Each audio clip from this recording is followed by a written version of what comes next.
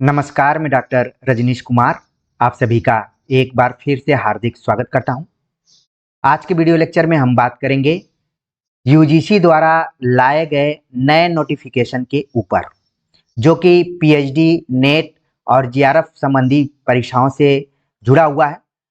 और इस नोटिफिकेशन पर हम विस्तार से चर्चा करेंगे और साथ में ये भी देखेंगे कि इस नोटिफिकेशन के पहले की क्या स्थिति थी और जब यह नोटिफिकेशन आया हुआ है तब की स्थिति में क्या अंतर है। जब मैंने नोटिफिकेशन का विस्तार से अध्ययन किया या फिर उसको पढ़ा तो इसके बदलाव के पीछे मुझे एनईपी 2020 दिखाई पड़ा और नोटिफिकेशन में इसे एनईपी 2020 का जिक्र किया भी गया है। तो हम विस्तार से चलते हैं, इस नोटिफिकेशन पर बात करते हैं और मैं उम्मीद करूंगा कि जितने भी यहाँ पर विद्यार्थी जुड़े हुए हैं अंत तक अपने लिए इस पूरे वीडियो को देखेंगे। तो आप देख रहे हैं यहाँ पर कि 27 मार्च 2024 को यूजीसी द्वारा एक नोटिफिकेशन यहाँ पर लाया गया है, जो कि सेक्रेटरी मनीष आर जोशी द्वारा यहाँ उनके नाम को लिखा गया है। यहाँ पर नोटिफिकेशन और जो भी रिव्यू कमेटी है उसका यहाँ पर सब दिया गया है कि किस नंबर से क्या क्या है, मीटिंग जो हुई थी उसका पूरा आंकड़ा दिया गया है। नोटिफिकेशन को हम देखेंगे, साथ में इसके साथ ही आपको ये भी देखना जरूरी है कि नोटिफिकेशन इंग्लिश में है, लेकिन यहाँ पर बहुत सारे ऐसे विद्यार्थी हैं जो कि हिंदी माध्यम और हिंदी भाषी क्षेत्र से जुड़े हुए हैं। तो हमारा दायित्व तो बनता है कि अंग्रेजी के साथ साथ हिंदी में उसका अनुवाद, भावानुवाद दोनों के माध्यम से समझाने का प्रयास किया जाए। तो पब्लिक नोटिस यहाँ पर दी गई है और लिखा गया है national eligibility test NET as an entrance test for admission to PhD, यानी पीएचडी में प्रवेश के लिए प्रवेश परीक्षा के रूप में राष्ट्रीय पात्रता परीक्षा। पहले हम नेट का एग्जाम असिस्टेंट प्रोफेसर बनने के लिए दिया करते थे और नेट में अगर अच्छा स्कोर होता था तो जीआरएफ होने के बाद हम पीएचडी में एडमिशन लेते थे। लेकिन इस बार से नेट के साथ साथ पीएचडी में एडमिशन लेने का भी प्रावधान किया गया है। ठीक है, आगे कुछ और चीजें हैं। बताया गया कि the university grant commission conduct the national eligibility test NET through the National Testing Agency NTA. The NET is conducted twice a year in June and December. Currently, the NET scores are used A to award Junior Research Fellowship यानी JRF and B as eligibility for appointment as Assistant Professor for those with a Master Degree, यानी कि विश्वविद्यालय अनुदान आयोग राष्ट्रीय परीक्षण agency के माध्यम से राष्ट्रीय पात्रता परीक्षा नेट आयोजित करता है। नेट साल में 2 बार जून और दिसंबर में आयोजित किया जाता है। वर्तमान में नेट स्कोर का उपयोग जूनियर रिसर्च फेलोशिप जीआरएफ प्रदान करने के लिए और मास्टर डिग्री वाले लोगों के लिए सहायक प्रोफेसर के रूप में नियुक्ति के लिए पात्रता के रूप में किया जाता है। तो ये जो पॉइंट है आपके लिए नया नहीं है, बल्कि पुराना ही पॉइंट है।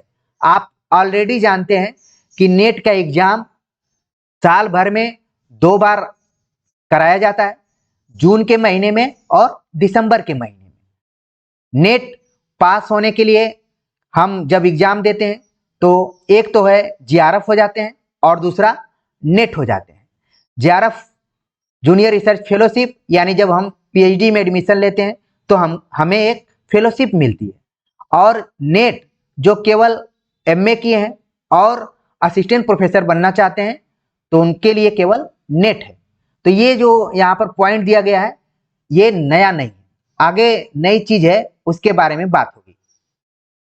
नई चीज यहाँ पर जिस पे अब हम बात करने जा रहे हैं ये है, लिखा गया है कि many universities conduct their entrance test for admission to their PhD program requiring the students to write multiple PhD entrance tests to help the student with one national entrance test for PhD admissions as a part of implementing the National Education Policy 2020.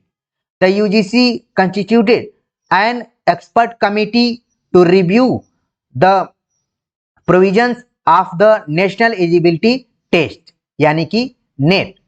यहां पर बताया गया कि कई विश्वविद्यालय, अब तक की जो स्थिति थी कि कई विश्वविद्यालय अपने पीएचडी में प्रवेश के लिए प्रवेश परीक्षा आयोजित करते हैं, जिसमें छात्रों को कई पीएचडी प्रवेश परीक्षाएं देनी पड़ती हैं। पीएचडी के लिए एक राष्ट्रीय प्रवेश परीक्षा में छात्रों की मदद करना राष्ट्रीय शिक्षा नीति 2020 को लागू करने के एक भाग के रूप में यूजीसी ने नेट के प्रावधानों की समीक्षा के लिए एक विषय विशेषज्ञ समिति का गठन किया।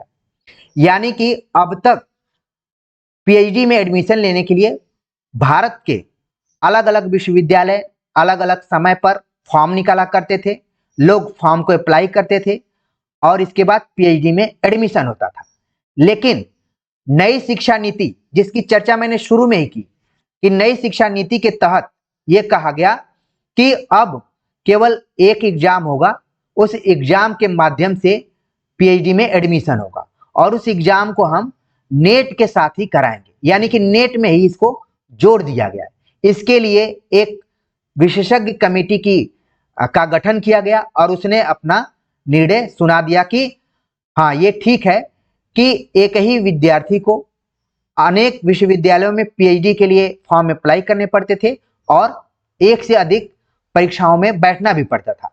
तो क्यों ना एक ही ऐसा प्लेटफॉर्म बनाया जाए जिससे कि विद्यार्थी शोधार्थी के तौर पर एडमिशन ले सके। इसके लिए जो कमेटी बनी थी, based on the expert committee recommendations in its 578th meeting held on 13 मार्च 2024, यानी 13 मार्च 2024 को जब हम ये वीडियो बना रहे हैं तो 28 मार्च है, यानी कि बहुत ज़्यादा दिन नहीं हुआ है, 10-15 दिनों में ये यहाँ पर कमेटी ने अपना जो भी निर्णय सुनाया, उसके बाद ये नोटिफिकेशन के रूप में आ गया है। निर्णय क्या सुनाया कि UGC had decided that from the academic session 2024-2025 the net score can be used for admission to PhD program in place of entrance tests conducted by the different university। इस मीटिंग में यह निर्णय लिया गया कि सत्र 2024-25 से नेट के स्कोर को पीएचडी एडमिशन प्रोग्राम में शामिल किया जाए, बजाय कि अलग अलग विश्वविद्यालयों द्वारा अलग अलग परीक्षाएं कराने के स्थान पर। तो इस कमेटी को यूजीसी ने, इसका जो रिकमेंडेशन है, इसका जो भी रिव्यू करने के बाद निर्णय है, उसको यूजीसी ने स्वीकार कर लिया है। यानी विशेषज्ञ समिति की सिफारिशों के आधार पर 13 मार्च 2024 को एक बैठक में यूजीसी ने यह निर्णय लिया कि सत्र 2024-25 से पीएचडी में प्रवेश के लिए नेट स्कोर का उपयोग किया जा सकता है। इसके पहले जब हम नेट की परीक्षाएं दिया करते थे तो नेट क्वालिफाई होने के लिए देते थे, लेकिन अब हमें नेट के स्कोर को भी ध्यान में रखना पड़ेगा क्योंकि हमें आगे चलकर एडमिशन लेना है। आगे है कि इसीलिए जून 2024 से नेट उम्मीदवारों को 3 श्रेणियों में पात्र घोषित किया जाएगा। यानी कि नेट के एग्जाम में बैठने के लिए उम्मीदवारों की 3 श्रेणियां बनाई गई हैं। वो कौन कौन सी हैं? Category 1, category 2, category 3। कैटेगरी 1 के अंतर्गत बताया गया कि admission to PhD with JRF, appointment as assistant professor. Category 1 में जेआरएफ को पीएचडी के लिए एडमिशन के लिए पात्र घोषित किया गया है और साथ में वो असिस्टेंट प्रोफेसर के लिए भी योग्य है। कैटेगरी 2 में है admission to PhD without JRF, यानी जिन विद्यार्थियों का जेआरएफ नहीं है वो भी एडमिशन ले सकते हैं पीएचडी में और असिस्टेंट प्रोफेसर के रूप में भी एलिजिबल है। ये कैटेगरी 2 हो गया, यानी कि इसको आप नेट में रख सकते हैं। जो विद्यार्थी जेआरएफ हैं वो भी पीएचडी के लिए एलिजिबल हैं और असिस्टेंट प्रोफेसर के लिए भी हैं। जो जेआरएफ नहीं है, केवल नेट है, वो भी एडमिशन के लिए एलिजिबल है और असिस्टेंट प्रोफेसर के लिए भी एलिजिबल है। कैटेगरी तीसरी जो बनाई गई कि eligible for admission to PhD program only and not for the award of JRF और अपॉइंटमेंट एज असिस्टेंट प्रोफेसर। एक तीसरी कैटेगरी है जो न जेआरएफ के लिए अप्लाई कर रही है न असिस्टेंट प्रोफेसर के लिए, बल्कि पीएचडी प्रोग्राम में एडमिशन लेने के लिए एलिजिबल है। याद कीजिए, इसके पहले जब आप नेट का फॉर्म भरने जाते थे तो वहां पर पूछा जाता था कि net assistant professor and JRF both या फिर असिस्टेंट प्रोफेसर, ये दो यहाँ पर कैटेगरीज होती थी। लेकिन अब आप नेट 2024 जून से फॉर्म भरना शुरू करेंगे तो ये तीनों कैटेगरी वहां पर आपको दिखाई पड़ सकती हैं। आगे और बात करें तो इसको यहाँ पर समराइज किया गया है। समराइज में बता दिया गया कि qualified for, eligible for. Category 1 में award of JRF and appointment as assistant professor JRFs, eligible for assistant professors, PhD admissions. यानी अगर आप जेआरएफ हैं तो इन तीनों के लिए क्या है, एलिजिबल है। ठीक है। लेकिन कैटेगरी 2 में बताया गया कि appointment as assistant professor and admission to PhD JRF, क्योंकि आपको रिसर्च फेलोशिप नहीं मिलेगी, एलिजिबल है असिस्टेंट प्रोफेसर के लिए और पीएचडी में एडमिशन हो जाएगा। Category 3 admission to PhD JRF no, मतलब स्कॉलरशिप के लिए नहीं, असिस्टेंट प्रोफेसर के लिए नहीं, पीएचडी एडमिशन के लिए एस। तो ये तीनों कैटेगरी यहाँ पर बनाई गई हैं। तो हर विद्यार्थी ये चाहेगा कि वो कैटेगरी 1 के अंतर्गत जरूर आए। इसलिए आप देखेंगे कि आगे आने वाला जो यूजीसी नेट का एग्जाम होगा वो काफी और चुनौतीपूर्ण होने वाला है और टफ कंपटीशन रखने वाला होने वाला है। आगे बात करें तो बताया गया कि the result of net will be declared in percentile along with the marks obtained by a candidate to utilize the marks for admission to PhD। यानी कि पीएचडी में प्रवेश के लिए अंकों का उपयोग करने के लिए उम्मीदवार द्वारा प्राप्त अंकों के साथ नेट का परिणाम परसेंटाइल में घोषित किया जाएगा। तो ये भी जो पॉइंट बताया गया है ये नया नहीं है। अभी तक जो भी यूजीसी नेट का रिजल्ट आ रहा है वो परसेंटाइल में ही आ रहा है।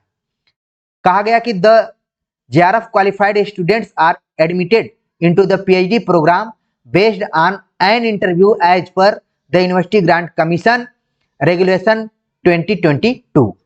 यानी कि विश्वविद्यालय अनुदान आयोग के रेगुलेशन 2022 के अनुसार साक्षात्कार पर आधारित कार्यक्रम से जेआरएफ योग्य छात्रों को पीएचडी में प्रवेश दिया जाएगा या फिर दिया जाता है। तो यहाँ पर भले ये रूल एंड रेगुलेशन 2024 में आया हुआ है, लेकिन रेगुलेशन 2022 को ही यहाँ पर फॉलो किया जाएगा कि जेआरएफ होल्डर जितने भी विद्यार्थी हैं उनका पीएचडी में जो भी एडमिशन होगा उसमें एक इंटरव्यू होगा, इसके बाद उनका एडमिशन हो जाएगा। लेकिन आगे एक तीसरा पॉइंट दिया गया है कि for students who qualified in categories 2 and categories 3, category 2 यानी जो नेट है और सिर्फ वो पीएचडी में एडमिशन लेना चाहते हैं उनके लिए क्या होगा, 70% weightage will be given for test scores and 30% weightage for the interview for admission to PhD program.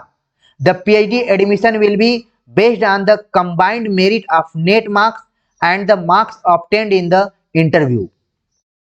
यानी कि जो कैटेगरी 2 और कैटेगरी 3 में उनके लिए 70 और 30 का रेशियो यहाँ पर यूजीसी ने बनाया हुआ है और कहा कि इनका ये जो रेशियो 70% वेटेज नेट के स्कोर को बनाया जाएगा और 30% वेटेज इंटरव्यू को बनाया जाएगा और इन दोनों को जोड़कर 70 और 30 दोनों को जोड़कर फाइनल मेरिट बनाई जाएगी।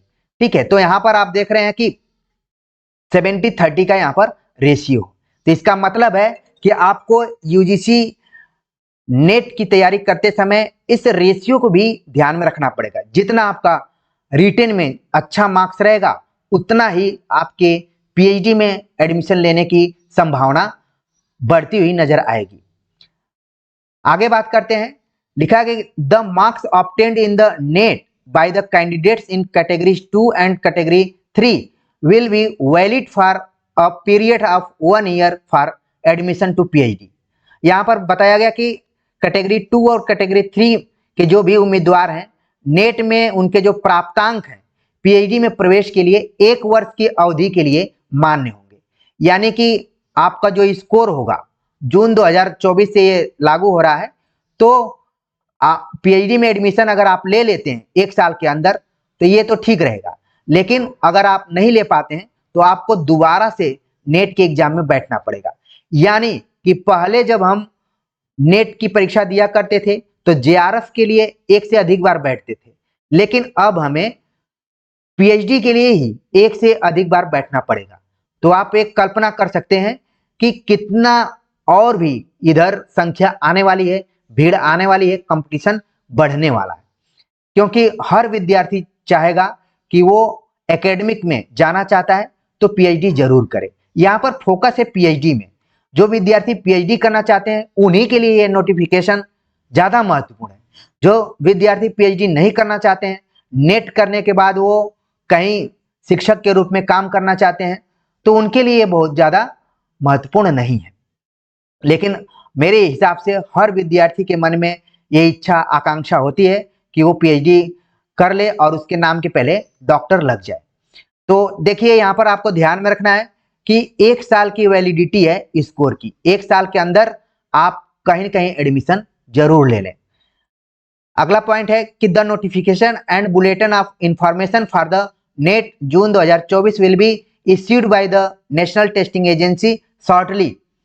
और वेबसाइट का नाम दिया गया कि ugcnet.nta.nic.in पर आप जाकर देख सकते हैं, या फिर उसको बार बार जाकर विजिट कीजिए।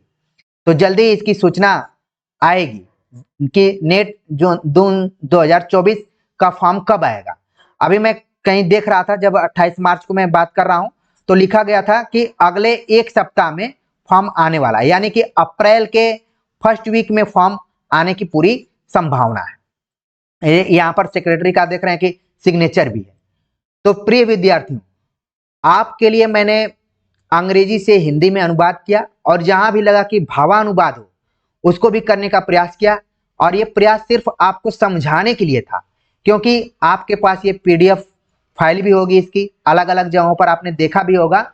लेकिन क्या इस नोटिफिकेशन का आपके ऊपर प्रभाव पड़ेगा, इस नोटिफिकेशन को हमें क्यों सीरियसली लेना चाहिए, सारी चीजें आपके दिमाग में बैठ गई होंगी। कुछ चीजें इसमें पुरानी थी, जैसे कि नेट का एग्जाम 2 बार होता है, ठीक है, जेआरएफ और असिस्टेंट प्रोफेसर के लिए होता है। इसके बाद इसमें एक नई चीज जो जोड़ दी गई कि अब आपको अलग अलग विश्वविद्यालयों में पीएचडी के लिए फॉर्म नहीं भरना पड़ेगा, बल्कि नेट के स्कोर के माध्यम से ही आप पीएचडी में एनरोल्ड होने के लिए एलिजिबल हो जाएंगे। आपका 70 और 30 का जो रेशियो बनाया गया है और जो कट ऑफ निर्धारित की जाएगी, उसके अंदर आप अगर आएंगे तो पीएचडी में आपका एडमिशन हो जाएगा। ठीक है, कैटेगरी बनाई गई है। जब आप फॉर्म भरने जाएंगे तो ये तीनों कैटेगरी हो सकता है वहां पर आपको देखने को मिल जाएंगी। और इन कैटेगरीज को देखने के बाद ऐसा लग रहा है कि नेट अब आने वाले समयों में और भी कॉम्पिटेटिव होगा, हाईली टफ होने के लिए जा रहा है संख्या के दृष्टिकोण से। लेकिन अगर आप लगातार अच्छे से तैयारी कर रहे हैं तो आपको डरने की जरूरत नहीं है, ठीक है ना। तो इन सारी चीजों को देखिए। और वैलिडिटी यहाँ पर बताया गया कि स्कोर की वैलिडिटी कब तक रहेगी, 1 साल तक रहेगी। अब आपके मन में आ रहा होगा कि पहले की क्या स्थिति थी और जब ये नोटिफिकेशन आया हुआ है तो अब की क्या स्थिति रहेगी। पहले जब हम यूजीसी नेट का फॉर्म भरते थे तो हमारा ध्यान क्वालिफाइंग सर्टिफिकेट की तरफ रहता था कि हम जेआरएफ क्वालिफाइड हो जाएं, नेट क्वालिफाइड हो जाएं, ठीक है। अगर हम जेआरएफ क्वालिफाइड हो जाते थे तो स्कॉलरशिप के साथ साथ हमारा डायरेक्ट पीएचडी में एडमिशन होता था और इसके साथ एक इंटरव्यू भी होता था, ठीक है। और नेट होते थे तो केवल असिस्टेंट प्रोफेसर बनते थे और अलग अलग कमीशन से जो भी फॉर्म आते थे उनको भरते थे। पीएचडी में जो भी एडमिशन हुआ करते थे वो उसमें ज्यादातर अप्रोच लगने के चांसेस ज्यादा रहते थे। विद्यार्थी पराक्रम से नहीं बल्कि परिक्रमा करते हुए कई सालों से लगे हुए हैं, पराक्रम की जगह परिक्रमा कर रहे हैं, तो उनका पीएचडी में एडमिशन हो जाता है, ठीक है। रेशियो 70 और 30 का वहां पर नहीं, ज्यादातर दारोमदार इस 30 ये इंटरव्यू पर हुआ करता था। इंटरव्यू में मनमानी की वजह से ढेर सारे ऐसे विद्यार्थी जो कि जेन्युइन हुआ करते थे, जो डिजर्विंग कैंडिडेट के रूप में रहते थे, उनको छांट दिया जाया करता था। लेकिन आगे हो सकता है कि अगर आपका स्कोर अच्छा हो तो उसका जो 70% आएगा उसमें आप बढ़त बनाकर रख सकते हैं। तो अप्रोच थोड़ा बहुत यहाँ पर कम होगा। अप्रोच अब तक मैंने तमाम साहित्यकारों के चिट्ठी पत्रियों को पढ़ा है। अप्रोच कोई नया नहीं है, बल्कि बहुत पुराना ये सिस्टम रहा है। ठीक है, तो ये खत्म तो मैं नहीं कहूंगा कि होगा, लेकिन इसका प्रभाव थोड़ा सा धूमिल तो जरूर होगा। ठीक है ना। अब क्या होगा, नेट, जेआरएफ और पीएचडी तीनों के लिए आपको ऑप्शन मिलेंगे फॉर्म भरते समय। अब आपको प्राथमिकता के आधार पर निर्णय लेना है कि क्या करना है आपको। अगर आप नेट हो गए, अगर आप नहीं चाहते कि मुझे पीएचडी नहीं करना है, तो आपको बिल्कुल परेशान होना ही नहीं है। नेट के बाद ही आप संतोष कर सकते हैं। लेकिन ये तीनों चीजें आपको अब नोटिफिकेशन के बाद दिखाई पड़ेंगी। प्राथमिकता आपको रखनी पड़ेगी। इसके बाद स्कोर के ऊपर आपको फोकस करना पड़ेगा। स्कोर ज्यादा से ज्यादा आपको बनाना पड़ेगा कि आप कम से कम पीएचडी में भी एलिजिबल हो जाए। पहले से कंपटीशन और टफ होगा, हाई जाएगा। मेहनती विद्यार्थियों में एक उम्मीद की किरण मैं कहूंगा कि जाग सकती है, और उनको अब थोड़ा जो पहले धुंधलापन दिखाई पड़ता था अप्रोचों के माध्यम से, वो रास्ता थोड़ी क्लियर दिखाई देगी। ठीक है, अगर यूजीसी 90 और 10 का रेशियो यहाँ पर बनाया होता तो और जबरदस्त तरीके से यहाँ पर पारदर्शिता देखने को मिलती। ठीक है, लेकिन चलिए कोई बात नहीं, 70-30 का यहाँ पर रेशियो है, तो कुछ तो प्रयास कीजिए। मुझे याद आता है कि जब मैं जेएनयू में एमफिल के विद्यार्थी के तौर पर था, तो उसमें भी एंट्रेंस जो हुआ था 30 नंबर रिटेन एग्जाम और 70 नंबर रिटेन एग्जाम और 30 नंबर इंटरव्यू हुए थे। तो हमने देखा कि बहुत सारे ऐसे विद्यार्थी थे जिनको 30 में 5 से 10 नंबर के बीच में निपटा दिया गया था, और बहुत सारे ऐसे विद्यार्थी थे जिनको 30 में ही 25 से 30 के बीच में नंबर दिया गया था। जिनका अगर रिटेन खराब था वो इस इंटरव्यू की वजह से सेलेक्ट भी हो गए थे। तो मैं ये कहना चाहता हूं कि कोई भी यूनिवर्सिटी दूध की धुली हुई नहीं है। हर जगह पर गुरु घंटाल बैठे हुए हैं, इस तरीके से खेला करने वाले बैठे हुए हैं। फिर भी जब यूजीसी पारदर्शिता की तरफ बढ़ रही है तो हमें मेहनत करने में कोई कोताही नहीं बरतनी चाहिए, मेहनत करते रहना चाहिए। आज नहीं तो कल आप नेट भी होंगे, जेआरएफ भी होंगे और पीएचडी में एडमिशन भी हो जाएगा। तो देखिए, पराक्रम करने वाले परेशान हो सकते हैं लेकिन पराजित नहीं हो सकते। परिक्रमा करने वाले तो भाई कहीं भी जा सकते हैं। आज परिक्रमा करते हुए आप देखे होंगे कि दिल्ली विश्वविद्यालय में ये जब नियम आ रहा है नेट, जेआरएफ, पीएचडी इत्यादि का, उसके पहले दिल्ली विश्वविद्यालय में तमाम असिस्टेंट प्रोफेसर नियुक्त किए गए हैं। हो सकता है कि इस चैनल से बहुत सारे ऐसे विद्यार्थी हैं जिनको नए टीचर्स मिले होंगे। ठीक है, तो आप कंपैरिजन कीजिएगा कि यहां से और उनमें क्या अंतर है। पराक्रम और परिक्रमा में अंतर तो है। ठीक है, तो देखिए, रेशियो 90 और 10 का होता तो और बेहतर स्थिति होती, लेकिन चलिए कोई बात नहीं, जितना है उसको आप ध्यान में रखिए। तो उम्मीद है कि हमारी बातें आपको अच्छे से समझ में आ गई होंगी। जहां भी कंफ्यूजन होगा आप उसको कमेंट्स कर सकते हैं। ठीक है, और ये मानकर चलिए कि जो भी नियम कानून बनाए जाते हैं उसमें कईयों को फायदा होता है, कईयों को नुकसान भी होता है। तो यही है संतुलन। तो मुझे लगा कि इस पर चर्चा करनी चाहिए, इसलिए हमने घर से ही इस वीडियो को बनाने का प्रयास किया है। अभी मैं अपने कर्म क्षेत्र पे नहीं हूँ, जो मेरी स्टूडियो वहां पर नहीं हूँ, घर से ही, इसलिए आप किनारे में देखेंगे कि बड़ा ही धूमिल सा आपको मेरा चेहरा नजर आ रहा होगा। लेकिन चेहरा तो जो भी है नजर आ ही रहा है, लेकिन हमारी जो आवाज है वो आपके दिलो दिमाग में बैठी हुई है। इससे बड़ी चीज कोई नहीं हो सकती है। तो हमने हर एंगल से चीजों को बताने का प्रयास किया है। उम्मीद है कि आपको अच्छा लगा होगा। कमेंट्स कर जरूर बताइएगा। आगे हम यूजीसी नेट की तैयारी नए तरीके से और विधिवत रूप से करेंगे। अगले सप्ताह से हम इसकी शुरुआत कर देंगे। तो आप सभी के कमेंट्स का इंतजार रहेगा। मिलते हैं एक नए टॉपिक के साथ, तब तक के लिए नमस्कार।